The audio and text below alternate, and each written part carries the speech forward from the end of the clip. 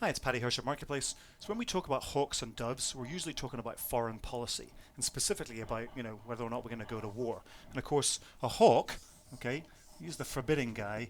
He's usually quite happy to go to war. He's angry about what's going on. He's quite happy to spend money to go on some kind of a campaign. Doves, on the other hand, well, not so happy about this. Doves are usually much more sort of calm creatures.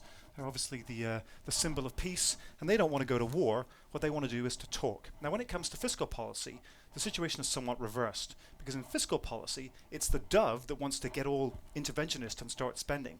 The dove is quite happy to borrow vast amounts of money and pump that money into the economy in order to get us going again. The hawk, on the other hand, is pushing back from that. The hawk is like, no, no, we can't get aggressive. We've got to back off. We've got to cut this. We've got to cut that. We've got to live within our means. And the thing is, both hawks and doves are concerned about inflation. The difference is that doves look at the spending that they've done and the borrowing that they've done, and they've said, look, it hasn't been inflationary so far, so we can keep doing it. Hawks, on the other hand, say, no, no, no, no, no.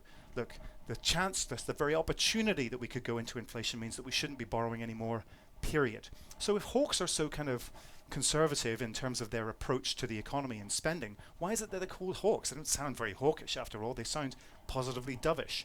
Well, it may be because they're usually conservatives, and in the same way that conservatives are usually more happy to spend money on wars and get all aggressive there, they tend to be much more conservative when it comes to fiscal matters as well. But I actually think it has to do more to do with the animals themselves. For example, doves, they're usually these nice creatures. Everybody loves doves, and they tend to be very nice to everybody. So they're happy to say, look, we'll spend vast amounts of money, we'll have all of these programs, we'll channel money into the economy, and if we run out of money, we'll just print some more. Hawks, on the other hand, when it comes to foreign policy, they'll say, stay off my lawn, I'll rip you up. And when it comes to fiscal policy, they'll say, listen, we can't be spending. We've got to stop spending now. We've got to stop borrowing now. And by the way, we're going to ditch all of these nice social programs that we have. So in other words, I guess hawks really are aggressive, just when it comes to tearing stuff up.